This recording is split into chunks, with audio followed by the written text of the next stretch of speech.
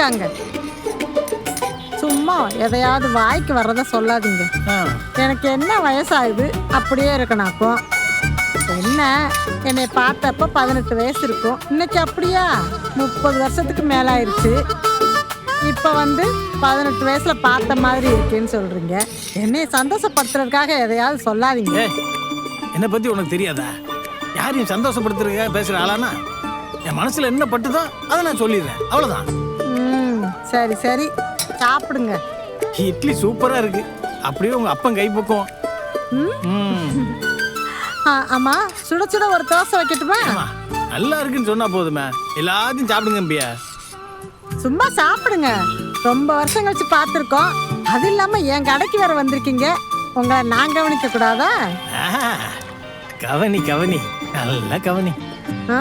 இந்த கிண்டல் பண்ற தோரணை மட்டும் உங்களுக்கு போகவே இல்லை. உனக்கு என்கிட்ட பிடிச்சது அதுதானே.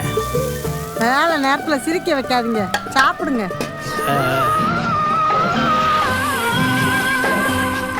பக்கம் இல்லாமல் பார்த்து செல்லாமல் பித்தம் தெளிவதில்லை.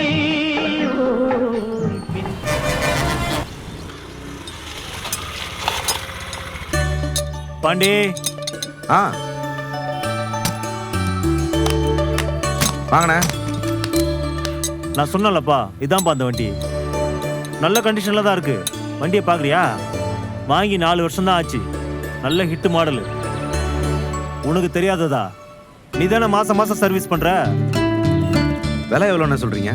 40,000 கொடுத்தா கொடுத்துடலாம்ப்பா. அண்ணா, இது 40,000க்குலாம் போகாதுண்ணே. என்ன பாண்டி, நல்ல வண்டிப்பா இது. யூசேஜே ரொம்ப கம்மி தான். நீ கேட்டியானு தான் உனக்கு கொடுக்கலான்னு வந்திருக்கேன். இல்லைன்னா வீட்டில் இருந்துட்டு போட விட்டுருப்பானே. மாடல்லாம் நல்ல மாடல் தான், ஆனால் பழசாயிடுச்சுல, அவ்வளோக்கெல்லாம் போகாதுண்ணே. 2000 3000 குறைச்சிக்கலாம்பா. அதுக்கு மேலனா கஷ்டம்பா. சரி, நான் முதல்ல வண்டி கண்டிஷன் செக் பண்ணிக்கிறேன், அதுக்கப்புறம் விலையை பற்றி பேசுவோம். சரிண்ணா? சரிப்பா, அப்புறமா ஃபோன் பண்ணு. சரி, நான் வரேன்.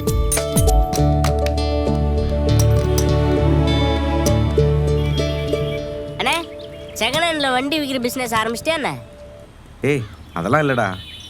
வானதிக்காக வண்டி பார்த்துக்கிட்டு இருந்தேன். அப்போதான் இந்த வண்டியை விற்க போகிறதா அவர் சொன்னார். மாதம் மாதம் நான் தானே இந்த வண்டியை சர்வீஸ் பண்ணுறேன். நல்ல வண்டி தான், அதான் வானதிக்கு வாங்கி கொடுக்கலாமேன்னு வண்டி எடுத்துகிட்டு வர சொன்னேன்.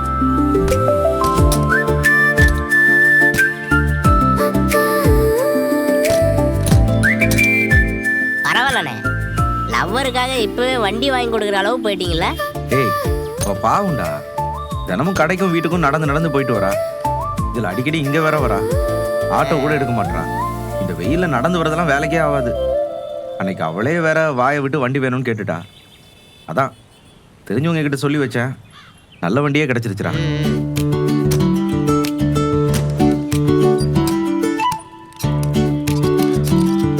அந்த துணி எடுத்துட்டு வாடா. சரி.